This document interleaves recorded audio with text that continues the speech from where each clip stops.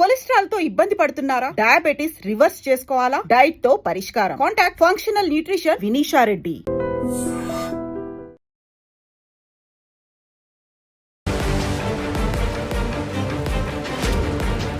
నమస్కారం, welcome to I dream. నేను మీ సంగీత. ఒక మహిళ ఒక అబ్బాయి దగ్గర నుంచి హగ్ ఇచ్చినందుకు 3,73,000 రూపాయలను వసూలు చేసింది. అసలు ఏం చేసింది, ఎందుకని 3,73,000 రూపాయలను కేవలం హగ్కే వసూలు చేయడం జరిగింది అనేది మనం ఒక్కసారి వీడియోలో తెలుసుకుందాం. చైనాలో ఒక అమ్మాయి తనకు ఇక ఎలాగైనా సరే పెళ్లి చేయాలి అని చెప్పేసి ఇంట్లో నిశ్చయించడంతో తన ప్రొఫైల్ని తీసుకెళ్ళి ఒక మ్యాట్రిమోనీ సైట్లో పెట్టడం జరిగింది. పెట్టిన కొన్ని రోజుల్లోనే ఆవిడ ప్రొఫైల్కి తగ్గట్టుగా ఒక ప్రొఫైల్ కూడా రావడం జరిగింది. మాకు మీ అమ్మాయి అంటే ఇష్టం, మేము పెళ్లి చేసుకోవాలనుకుంటున్నాము అని చెప్పేసి చెప్పడంతో పెద్దలు ఇద్దరు కూడా ఇద్దరి అమ్మాయి అబ్బాయి తరపున వాళ్ళు మాట్లాడుకోవడం జరిగింది. మాట్లాడుకున్న తర్వాత అన్నీ అనుకూలంగా ఉన్నాయి, అన్నీ బాగా ఉన్నాయి అని చెప్పేసి వారికి నిశ్చితార్థం అంటే ఎంగేజ్మెంట్ కూడా చేయడం జరిగింది. జరిగిన తర్వాత ఇక కొన్ని రోజులు అలా వెళ్తున్న సమయంలో ఇంకా పెళ్లి ముహూర్తం దగ్గర పడుతుంది. వీరికి ప్రీ వెడ్డింగ్ షూట్ అనేది కండక్ట్ చేద్దామని చెప్పేసి ప్రీ వెడ్డింగ్ షూట్ కూడా కండక్ట్ చేసుకోవడం జరిగింది. అయితే ప్రీ వెడ్డింగ్ షూట్ అయిపోయిన తర్వాత వాళ్ళు ఏం చేశారు అంటే అమ్మాయికి వాళ్ళ సంప్రదాయం ప్రకారం, చైనాలో ఉన్న సంప్రదాయం ప్రకారంగా కొంచెం అమౌంట్ అనేది అబ్బాయి తరపు నుంచి వెళ్ళి అమ్మాయికి ఇవ్వాల్సి ఉంటుంది. ఇచ్చినప్పుడు వాళ్ళు 20 లక్షల రూపాయలని ఆ అమ్మాయికి ఇవ్వడం జరిగింది.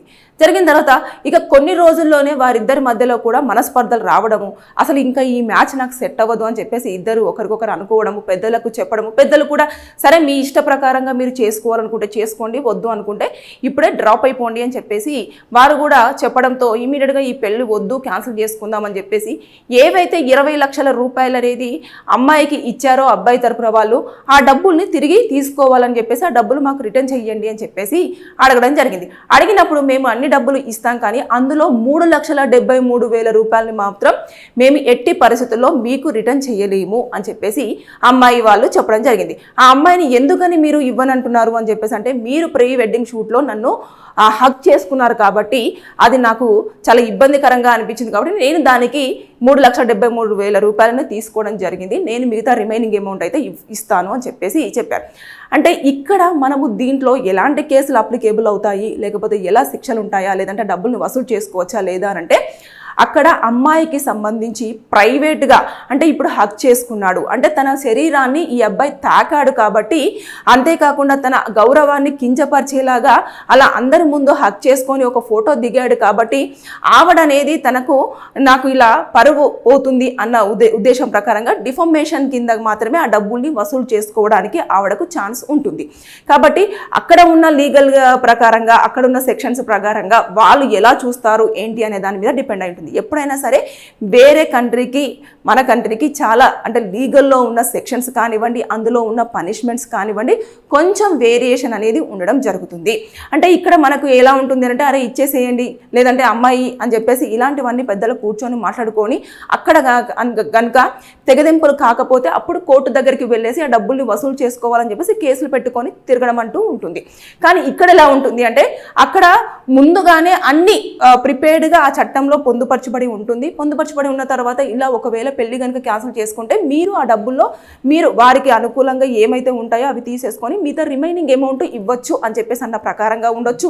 లేదు అనుకుంటే అమ్మాయి చాలా ఇబ్బంది పడింది, అందరి ముందు అంటే ఫోటోషూట్ చేస్తున్నప్పుడు కూడా కొంతమంది అక్కడ నుంచి చూస్తూ ఉంటారు, ఆ ఫోటోగ్రాఫర్ కానివ్వండి అలాంటివన్నీ ఆ ఫొటోస్ ఉంటాయి, వాటిని మొత్తం పూర్తి స్థాయిలో కూడా డిలీట్ చేయాలి, ఇలాంటివన్నీ ఉంటాయి. అంటే ఆమె కొంచెం ఎమోషనల్గా కూడా ఆ టైంలో కనెక్ట్ అయిపోయి ఉండొచ్చు.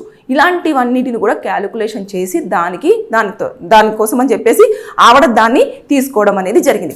దీన్ని అక్కడ గవర్నమెంట్ తప్పుపట్టలేదు, లీగల్గా కూడా తప్పుపట్టలేదు. తర్వాత నెక్స్ట్ ఆ అబ్బాయి వాళ్ళు కూడా ఇంకా చేసేది ఏమీ లేక సరే నాకు ఆ డబ్బులు వద్దు కానీ మిగతా రిమైనింగ్ అమౌంట్ అయితే మాకు క్రెడిట్ చేసేయండి అని చెప్పేసి చెప్పడం జరిగింది. దాంతో ఆ పెళ్ళి అనేది ఆగిపోవడం జరిగింది. అంటే ఇక్కడ చూసుకుంటే ఒక హగ్గు ధర కేవలం 3,73,000 రూపాయలు అని చెప్పేసి మనం అనుకుంటున్నాం, కానీ అక్కడ ఆ అమ్మాయి ఎంత ఇబ్బంది పడింది అనే దానికి ఆవిడ చూపించేసి ఇది ఒక పనిష్మెంట్గా ఆ అబ్బాయికి ఇచ్చింది అన్న ధోరణిగా కూడా మనం చూసుకోవచ్చు.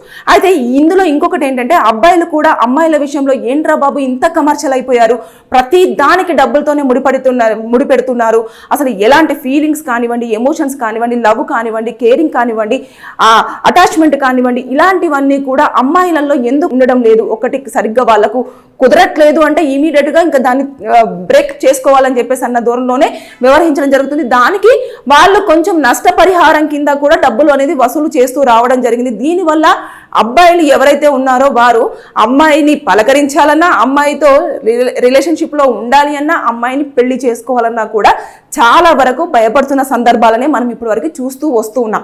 ఏదేమైనా సరే కానీ ముందుగానే ఇవన్నీ పకడ్బందీగా చూసుకొని తర్వాత నెక్స్ట్ ఒకరికొకరు సెట్ అవుతారా లేదా అని తెలుసుకున్న తర్వాతనే డబ్బులు ఇవ్వడం కానివ్వండి, అంటే ఇచ్చి పుచ్చుకోవడం చేసుకోండి. దాని తర్వాత నెక్స్ట్ ప్రీ వెడ్డింగ్ షూట్స్ కూడా మీరు దిగేటప్పుడు కొంచెం నామినల్గా దిగండే తప్పించి మరీ హగ్గులు చేసుకొని లిప్ లాక్స్ చేసుకొని, కొంతమంది అయితే మరీ ఇంకా ఎక్కువగా ఓవర్గా చేస్తూ అందులో ఫొటోస్ దిగుతూ ఉంటారు.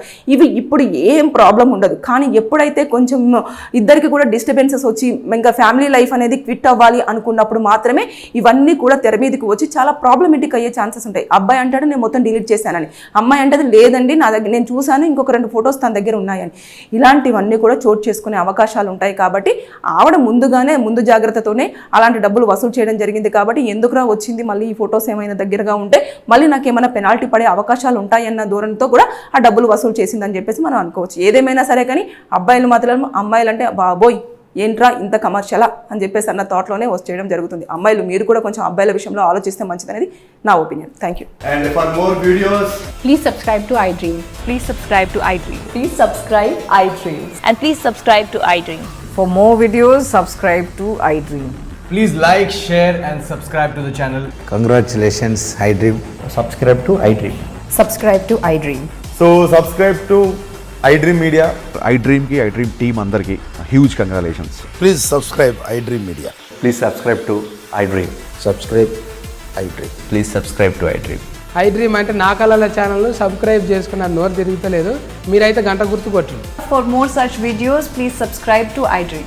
Subscribe to iDream. Please subscribe to iDream. Please subscribe iDream Media. Please do subscribe to iDream. Please subscribe to iDream Media. For best entertainment and information, please subscribe iDream. And don't forget to subscribe to iDream.